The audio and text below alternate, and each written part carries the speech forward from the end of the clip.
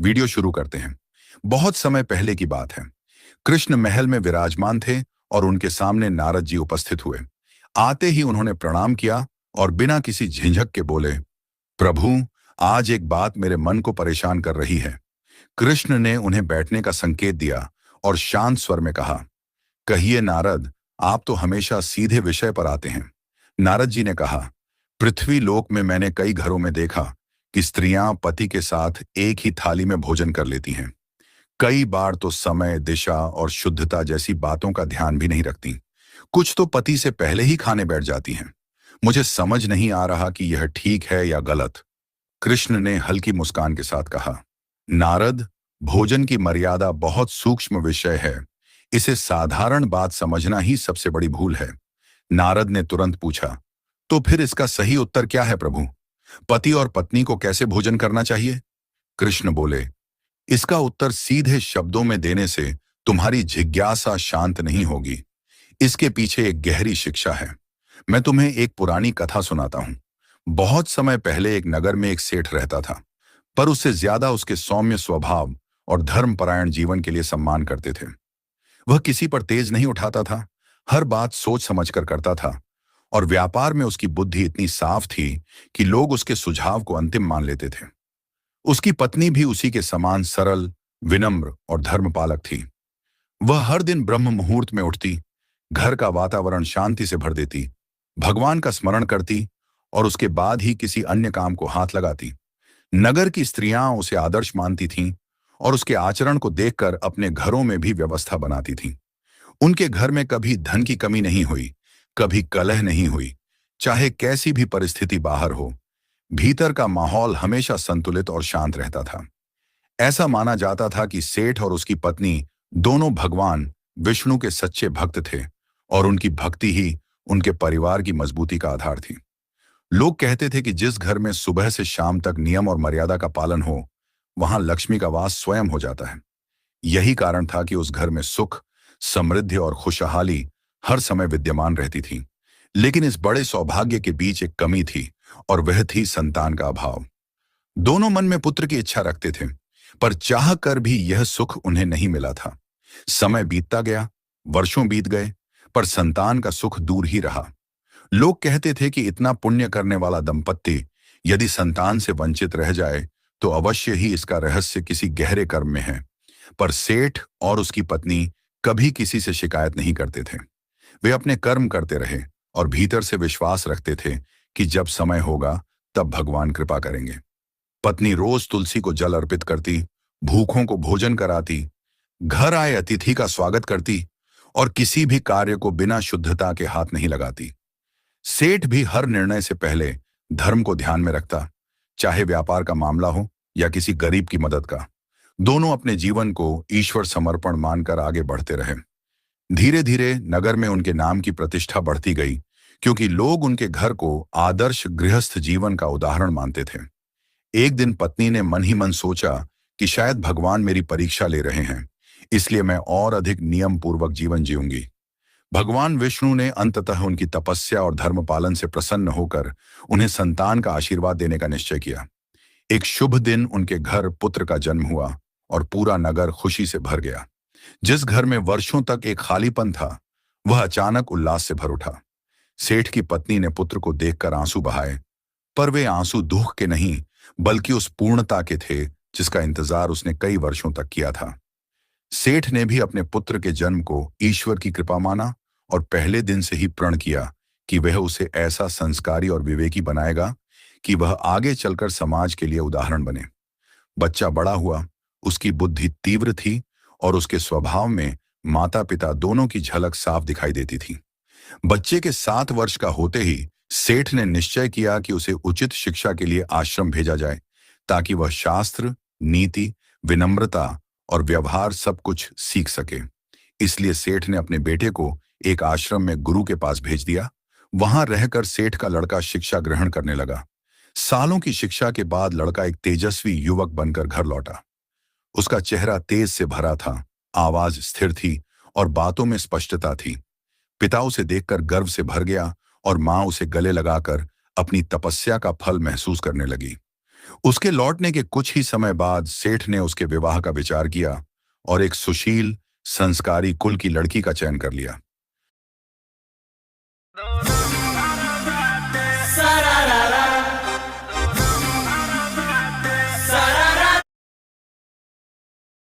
पूरे नगर में शादी की चर्चा फैल गई और विवाह बड़े धूमधाम से संपन्न हुआ। बहू घर आई, घर वालों ने उसे सम्मान दिया और गृहस्थ जीवन की जिम्मेदारियां सौंप दी। बहू के आने के बाद कुछ दिनों तक घर वातावरण हल्का और सुखद बना रहा। सास ने उसे हर बात धीरे धीरे सिखानी शुरू की और बहू भी हाँ में हाँ मिलाती रहती। लेकिन जैसे ही विवाह के शुरुआती दिन बीते, उसका अपना स्वभाव उभरने लगा।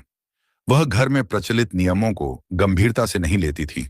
सुबह उठने का समय अनियमित होने लगा, जबकि इस घर में ब्रह्म मुहूर्त का बड़ा महत्व था। सास उसे समझाती कि यह समय देवताओं का होता है और इस समय उठने से मन, शरीर और घर तीनों को शांति मिलती है। लेकिन बहू इसे आधुनिकता के हिसाब से बेकार की पाबंदी समझती। उसे लगता कि जब मन हो तब उठना ही ठीक है। धीरे धीरे उसकी आदतें बदलने लगीं और उसके साथ ही घर की दिनचर्या भी डगमगाने लगी। समस्या तब और बढ़ी जब बात भोजन की शुद्धता पर आई। कई बार अपने कमरे से सीधे रसोई में चली जाती, बिना हाथ मुंह धोए। कभी किसी भी दिशा में बैठकर खाना शुरू कर देती। सास ने अनेक बार समझाया कि भोजन पूर्व या उत्तर दिशा की ओर मुख करके करना चाहिए, क्योंकि इससे शरीर और मन दोनों संतुलित रहते हैं। उन्होंने यह भी बताया कि खाना शुरू करने से पहले अन्नपूर्णा माता को धन्यवाद देना चाहिए और भूखे जीवों के लिए प्रार्थना करना घर की संपन्नता बढ़ाता है। लेकिन बहू इन बातों को अनसुना कर देती। धीरे धीरे बहू की एक और आदत सामने आई, जिसने सास को चिंता में डाल दिया। वह कई बार अपने पति के साथ एक ही थाली में बैठकर खाना खाने लगती। कभी वह पति से पहले खाना शुरू कर देती। सास ने उसे धीरे से समझाया कि एक ही थाली में खाना शास्त्रीय दृष्टि से उचित नहीं माना जाता और गृहस्थ जीवन के संतुलन को बिगाड़ता है। पति से पहले भोजन करना भी अशुभ माना जाता है, क्योंकि इससे घर की लक्ष्मी शक्तियां कमजोर हो जाती हैं। लेकिन बहू इन बातों को पुराने जमाने की सोच कहकर टाल देती। समय बीतता गया और बहू की गलतियां बढ़ती गईं, जबकि परिवार अंदर ही अंदर चिंतित होता गया। सेठ का बेटा भी कई बार उसे समझाता कि मां कह रही हो तो उसका कोई अर्थ होगा, लेकिन बहू इसे सास की पुरानी आदत समझकर अनदेखा कर देती। धीरे धीरे बेटा भी असमंजस में पड़ गया। एक ओर मां की चिंता, दूसरी ओर पत्नी की नाराजगी। धीरे धीरे घर की शांति डगमगाने लगी। पहले जहां सुबह तुलसी चौरे से घंटी की मधुर ध्वनि आती थी, वहां अब बहू की उदासीनता ने एक अजीब सी चुप्पी पैदा कर दी। घर में मौजूद सकारात्मक ऊर्जा धीरे धीरे कम होने लगी। कुछ ही समय बाद इसका असर व्यापार पर भी दिखने लगा। सेठ का काम, जो पहले बिना किसी बाधा के चलता था, अब रुकावटों से भरने लगा। अब बिना कारण काम बिगड़ने लगा। लाभ की जगह घाटा आने लगा। सेठ को समझ नहीं आता कि ऐसा क्या हो गया है कि भाग्य का रुख एकाएक बदल गया। धीरे धीरे वह तनावग्रस्त रहने लगा और उसकी चिंता बेटा भी महसूस करने लगा। पर परिवार किसी को बताना नहीं चाहता था कि घर की ऊर्जा ही कमजोर पड़ चुकी है। धीरे धीरे घर में कलह बढ़ने लगा। बहू का स्वभाव चिड़चिड़ा होने लगा। बेटे और पत्नी के बीच झगड़े होने लगे और घर का माहौल बदल गया था। सास ने कई बार बहू को समझाने की कोशिश की, पर हर बार वही जवाब मिलता कि वह इन बातों पर विश्वास नहीं करती। बहू को लगता था कि उसका जीवन उसके हिसाब से चलेगा, चाहे घर की परंपराएं कितनी भी पुरानी क्यों ना हों। घर में बदलाव इतने शांत तरीके से हुआ कि पहले किसी को लगा ही नहीं कि इसका असर कितना गहरा होगा। लेकिन कुछ ही महीनों के अंदर माहौल पूरी तरह बदल चुका था। सेठ रोज सुबह दुकान जाते तो जाते समय चेहरे पर चिंता की रेखाएं पहले से गहरी दिखती। एक शाम जब वह भारी कदमों से घर लौटे तो पत्नी ने पूछा, आज भी काम नहीं बना क्या? सेठ ने थका हुआ सा जवाब दिया, न जाने क्या हो रहा है। जो सौदे हाथ में आते हैं वे पलट जाते हैं। मैं जितना समझने की कोशिश करता हूं उतना ही उलझ जाता हूं। पत्नी चुप हो गई, लेकिन उसके मन में बार बार वही बात घूमने लगी कि घर की मर्यादा कहीं ना कहीं टूट चुकी है। उधर बहू अपने हिसाब से ही घर चला रही थी। कई बार वह पति से पहले भोजन कर लेती। एक दिन सुबह जब सास ने देखा कि बहू सीधे रसोई में चली गई बिना हाथ मुंह धोए, तो उन्होंने धीरे से कहा, बेटी, पहले थोड़ा जल लेकर हाथ पैर धो लो, फिर रसोई में आना। रसोई शुद्ध स्थान है। बहू ने बिना पलटे कहा, माँ जी, इतनी सुबह उतनी ठंडे पानी से कौन धोए? रोज इतनी सफाई सफाई की बातें मत किया करें। मैं आजकल के समय की लड़की हूं। सास निरुत्तर रह गई, लेकिन उनके मन में दर्द सा हुआ कि बहू आदर से बात भी नहीं करती। धीरे धीरे सेठ का बेटा भी दो राहों पर खड़ा होने लगा। वह मां की भावनाएं समझता था, लेकिन पत्नी से तर्क करने पर घर में झगड़ा होने लगता। एक शाम वह बहू से बोला, देखो, मां की बातों में बुरा मानने जैसा कुछ नहीं है। यह घर उन नियमों पर ही टिका है जिन्हें तुम हल्के में ले रही हो। बहू ने तुनक कर कहा, तो क्या मैं सब कुछ छोड़कर बस पुरानी परंपराएं निभाती रहूं? मुझे भी अपनी सुविधा चाहिए। बेटे ने शांत होकर कहा, सुविधा ठीक है, पर घर की ऊर्जा भी तो देखनी पड़ेगी। बहू झंझलाकर बोली, ऊर्जा नहीं, ये तुम्हारी मां की बनाई पाबंदियां हैं। पति कुछ पल उसे देखता रहा। उन दोनों के बीच का यह पहला बड़ा विवाद था। इसी तनाव के बीच एक दिन ऐसा आया जब सास ने तय किया कि वह इस विषय पर बहू से खुलकर बात करेंगी। उन्होंने दोपहर में उसे बुलाया और धीरे से कहा, बेटी, तुमसे एक बात कहना चाहती हूं।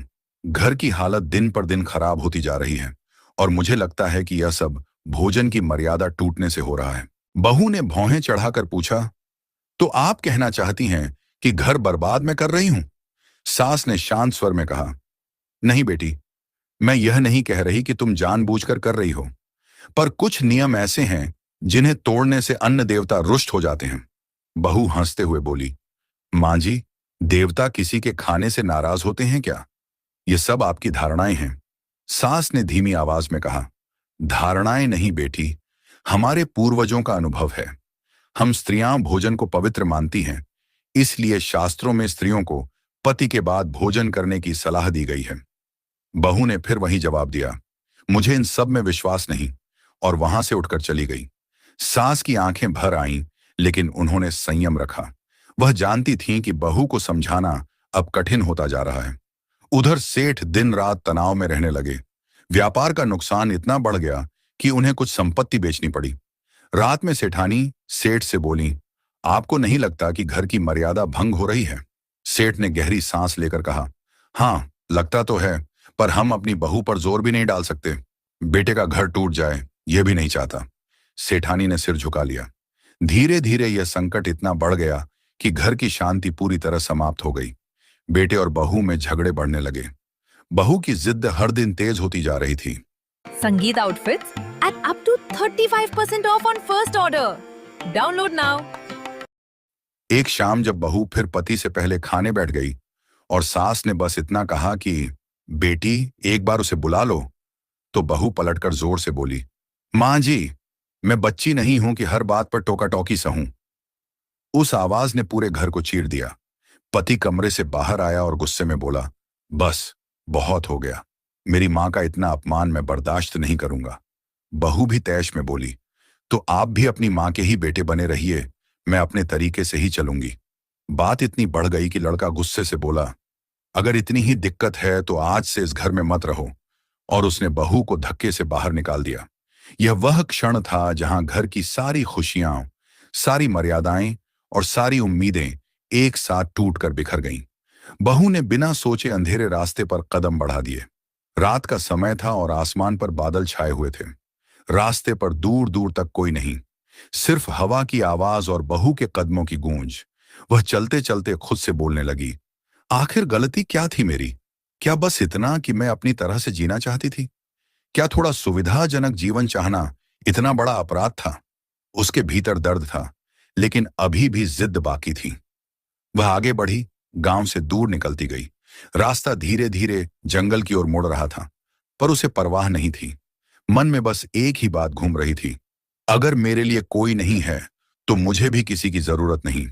जंगल में पहुंचते ही वातावरण और घना हो गया। उसी समय उसे पास के झाड़ियों में खड़खड़ाहट सुनाई दी। वह घबरा गई और पीछे हटते हुए बोली, कौन है वहां? दिल की धड़कन इतनी तेज थी कि जैसे सीने से बाहर आ जाएगी। अचानक झाड़ियों के बीच से एक आकृति निकली। सामने कोई इंसान नहीं, बल्कि एक सुहागिन जैसी दिखने वाली मादा सुअर खड़ी थी।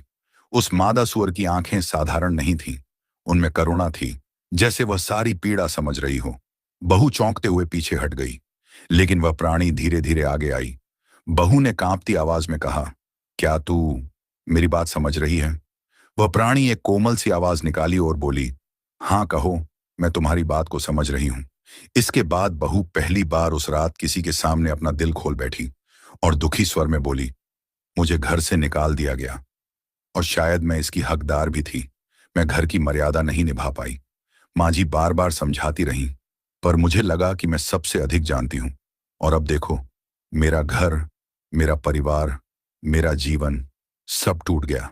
इसके बाद मादा सुअर ने धीरे से सिर झुकाया, फिर ऊपर देखा, जैसे वह अपनी पिछले जन्म की पीड़ा याद कर रही हो। बहू घबरा गई और बोली, तुम तुम कौन हो? तभी वो मादा सुअर बोली, मैं भी कभी एक रानी थी। बहुत समय पहले मैं एक बड़े राज्य की रानी थी। नाम था सुरभि। राजा मुझसे प्रेम करते थे, लोग मुझे सम्मान देते थे और मेरे पास सभी सुख थे। पर एक कमी थी, मैं अपनी जिद की गुलाम थी। जो मन करता था वही करती। कोई नियम, कोई मर्यादा, कोई परंपरा मुझे अच्छी नहीं लगती थी। सुवर्णी ने आगे कहा, मेरे महल में भोजन की मर्यादा बहुत महत्वपूर्ण मानी जाती थी। रसोई से लेकर थाली तक हर चीज का नियम था। पर मैं इन बातों को बस पुरानी मान्यताएं समझती थी। मैं राजा के साथ ही भोजन करती, कई बार आधा छोड़ा हुआ भोजन उन्हीं की थाली में वापस ले जाकर रख देती। मुझे ये भी नहीं सोचना था कि अन्न देवता का अपमान कितना बड़ा पाप है। सुवर्णी का स्वर भारी हो गया और वो आगे बोली, अन्न देवता नाराज हो गए, पर उससे भी बड़ी बात यह थी कि मैं किसी की बात सुनती ही नहीं थी। मेरी सास बहुत धर्मपरायण थी। वे हर दिन मुझे समझाती कि भोजन की परंपरा घर को थामे रखती है। पर मैं उनका मजाक उड़ाती, कहती, ये सब तुम्हारे जमाने की बातें हैं। उन्हें दुख पहुंचता, पर फिर भी वे प्यार से समझाती रहीं। सुवर्णी ने कहा, एक दिन मेरी अवज्ञा हद से बढ़ गई। मैंने राजा की थाली में बचा हुआ भोजन लेकर रख दिया। ये मेरे राज्य में अत्यंत अशुभ माना जाता था। राजा ने कुछ नहीं कहा, पर अन्न देवता अत्यंत क्रोधित हुए। उसी रात जब मैं भोजन के बाद सोई, मुझे एक भयानक सपना आया। सपना नहीं, दंड था। इतना सुनकर बहू कांप उठी और बहू की आंखें फैल गईं। वो डरते हुए बोली, क्या दिखा सपने में? सुवर्णी ने उत्तर दिया, मैंने देखा कि पूरा महल अंधेरे में डूब गया है। रसोई की अग्नि बुझ गई है। अन्न देवता के विशाल रूप ने मुझे देखा और कहा, जो स्त्री अन्न की अवमानना करती है, जो भोजन की पवित्रता तोड़ती है, जो पति की थाली का सम्मान नहीं करती, वह अगले जन्म में उसी स्थिति में जन्म लेती है जहां भोजन की पवित्रता का कोई अर्थ नहीं, जहां वासना, गंदगी और अपमान ही जीवन बन जाते हैं। बहू का हाथ मुंह पर चला गया। वह कुछ कहना चाहकर भी चुप रह गई। सुवर्णी ने दर्द भरी आवाज में कहा, अगली सुबह जब मेरी मृत्यु हुई, मुझे मनुष्य नहीं बल्कि सूअर का जन्म मिला। और जब पहली बार आंखें खोलीं तो मैं कीचड़ में पड़ी थी। मेरे चारों ओर वही भोजन था जिसे मैंने अपने पिछले जन्म में अपवित्र किया था। बहू की आंखों से आंसू बहने लगे। सुवर्णी ने धीमे से कहा, यह मेरा दंड था, और आज जो गलती तुमने की, जो अनादर तुमने दिखाया, उसी मार्ग पर तुम भी बढ़ रही थी। इसलिए मैंने तुम्हें रोता देखा और पास आई, ताकि तुम मेरी तरह न बनो। बहू ने भारी आवाज में कहा, मैं सच में बदल जाऊंगी। मैंने अपनी गलती समझ ली है। मुझे घर लौटना चाहिए, है ना? सुवर्णी ने उसकी आंखों में देखा। हाँ बेटी, यही सही समय है। घर लौटो, अपनी सास से माफी मांगो, मर्यादा अपनाओ। परिवार नियमों से नहीं, भाव से चलता है। लेकिन जब भाव मिट जाए और अभिमान बढ़ जाए तो हर रिश्ता टूट जाता है। बहू ने सिर झुकाकर कहा, क्या मेरे घर वाले मुझे स्वीकार करेंगे? सुवर्णी ने कोमल स्वर में कहा, अगर पश्चाताप सच्चा हो तो हर द्वार खुल जाता है। बहू ने आंसू पोंछे उठकर सीधी खड़ी हुई। उसने अंतिम बार सुवर्णी की ओर देखा और बोला, तुम्हारी कहानी ने मुझे बदल दिया। मैं अब लौटकर सब ठीक करूंगी। सुवर्णी ने बस अपना सिर झुकाकर आशीर्वाद जैसा संकेत दिया। बहू जंगल से बाहर निकल गई। जंगल से बाहर निकलते समय बहू को लग रहा था कि उसके पैर जमीन पर नहीं, पछतावे पर चल रहे हैं। रास्ता वहीं था, पेड़ वहीं, हवा वहीं, लेकिन उसके अंदर सब बदल चुका था। रात लगभग बीत चुकी थी। दूर से अपने घर का आंगन दिखने लगा। घर की मशालें धीमी लौ में जल रही थीं, जैसे पूरा घर थक गया हो। बहू ने दरवाजे के सामने खड़े होकर गहरी सांस ली और हाथ कांपते हुए किवाड़ पर दस्तक दी। कुछ क्षण बाद अंदर से सेठानी की आवाज आई, कौन है? बहू का गला सूख गया। वह मुश्किल से बोली, मैं। बहू। सेठानी बहू के पास आई। चेहरे पर थकान, दुख और थोड़ी निराशा थी। उन्होंने बहू को सिर से पांव तक देखा। तुम यहां कैसे? घर से तो चली गई थी। बहू ने पलकें झुका दी। मां जी, मुझसे गलती हुई, बहुत गलती। मैं सब समझ गई हूं। आप जैसा कहती थी वही सही था। सेठानी कुछ क्षण तक चुप रही। फिर उन्होंने ठंडे स्वर में कहा, समझना आसान है, निभाना कठिन। तुमने हमारे नियमों को मजाक बनाया था। बहू तुरंत उनके पैरों पर बैठ गई। हाँ मां जी, लेकिन मैं अब सच में बदलने आई हूं। इस बार मैं बस सुनने आई हूं, समझने आई हूं, सीखने आई हूं। सेठानी चौंक गई। ये वही बहू थी जो हर बात पर तर्क देती थी, हर नियम को चुनौती देती थी। उन्होंने पूछा, यह बदला हुआ स्वर कैसे आया? बहू ने हल्की थकी आवाज में कहा, मैंने आज किसी ऐसे के दुख को देखा जिसने अपने जीवन में मेरी जैसी गलती की थी, और वह दुख इतना गहरा था कि उसकी कहानी सुनकर मेरा मन हिल गया। सेठानी ने भौं चढ़ाई। कौन था वो? बहू ने धीमे स्वर में कहा, एक स्त्री जिसे आज सूअर का जन्म मिला है, सिर्फ इसलिए कि उसने भोजन की पवित्रता तोड़ी, मर्यादा तोड़ी और अपने रिश्तों की इज्जत नहीं रखी। कुछ क्षण तक वातावरण बिल्कुल शांत रहा। फिर अचानक भीतर से सेठ बाहर आए। उन्होंने कठोर स्वर में पूछा, तुम वापस क्यों आई हो? हमारे बेटे को तुमने दुख दिया, घर का नियम बिगाड़ा, और अब रात के सन्नाटे में लौट आई। बहू रोते हुए बोली, क्योंकि अब मैं भागना नहीं चाहती। मैं गलत थी। मेरे अभिमान ने मुझे अंधा कर दिया था।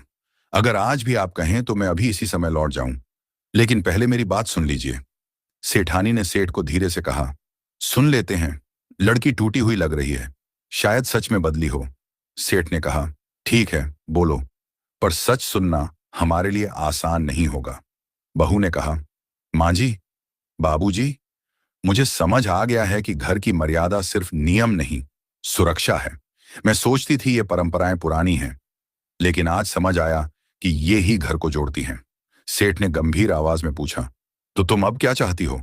बहू ने सिर झुकाया, बस एक मौका, ताकि मैं अपनी गलती सुधार सकूं, ताकि मैं वही बहू बन सकूं जैसी आप हमेशा चाहते थे।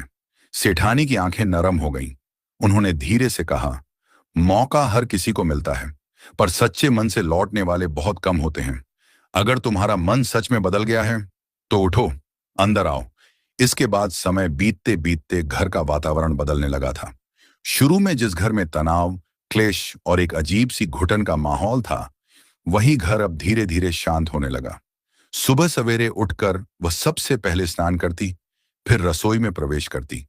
रसोई में प्रवेश करने से पहले वह मन ही मन अन्नपूर्णा माता का स्मरण करती।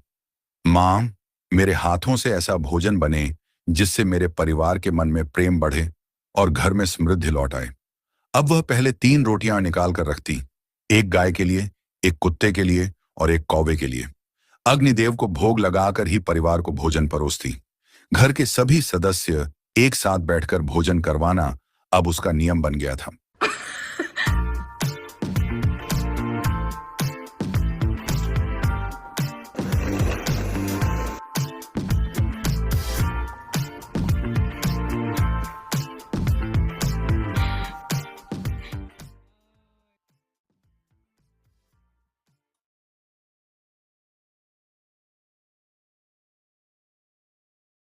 इसके के बाद श्री कृष्ण नारद जी को भोजन में मुख्य 5 नियम बताते हैं। पहला सिद्धांत, भोजन से पहले की शुद्धता। कृष्ण बोले, जब मनुष्य भोजन करने से पहले हाथ, पैर और मुख धोता है तो वह केवल शरीर की शुद्धि नहीं करता, इससे शरीर में मौजूद सूक्ष्म ऊर्जा मार्ग खुलते हैं, जिससे भोजन का पाचन और अवशोषण बेहतर होता है। भोजन को ग्रहण करने से पहले की शुद्धता मन को शांत करती है और देवताओं की कृपा बुलाती है। दूसरा सिद्धांत, भोजन बनाने वाले का भाव। नारद, भोजन केवल अन्न नहीं, उसमें रसोई बनाने वाले के भाव भी मिलते हैं। जब भोजन बनाने वाला शुद्ध मन से मंत्र स्मरण करते हुए रसोई में प्रवेश करता है, तब वह भोजन प्रसाद बन जाता है। इसी प्रसाद से घर के हर सदस्य का मन स्थिर, शांत और प्रसन्न होता है। तीसरा सिद्धांत, दिशा और समय का विज्ञान। कृष्ण ने कहा, पूर्व और उत्तर दिशा की ओर मुख करके भोजन करने से शरीर में प्राण ऊर्जा संतुलित रहती है। यह सूर्य तथा पृथ्वी की प्राकृतिक ऊर्जा के साथ मनुष्य के प्राणों का संगम है। इसी प्रकार भोजन का उचित समय प्रातः और सायं, यही समय है जब जठराग्नि सबसे अधिक जागृत होती है। समय पर भोजन करने से स्वास्थ्य और ऊर्जा दोनों बढ़ते हैं। चौथा सिद्धांत, भोजन की पवित्रता। जिस भोजन को अशुद्ध हाथों से, क्रोध में, शोर शराबे में या बिना श्रद्धा के बनाया गया हो, वह ऊर्जा रहित हो जाता है। ऐसे भोजन से रोग बढ़ते हैं, मन अशांत होता है और घर में क्लेश जन्म लेता है। इसलिए भोजन को पवित्र रखना, भोजन से पहले देवताओं को भोग लगाना और भोजन करते समय नकारात्मक बातों से बचना अत्यंत आवश्यक है। पांचवां सिद्धांत, पति पत्नी के भोजन का नियम। कृष्ण शांत स्वर में बोले, नारद, पति पत्नी का संबंध केवल शरीर का नहीं बल्कि ऊर्जा का मिलन है। यदि दोनों एक ही थाली से भोजन करते हैं तो उनकी ऊर्जाएं आपस में उलझती हैं, संतुलन बिगड़ता है।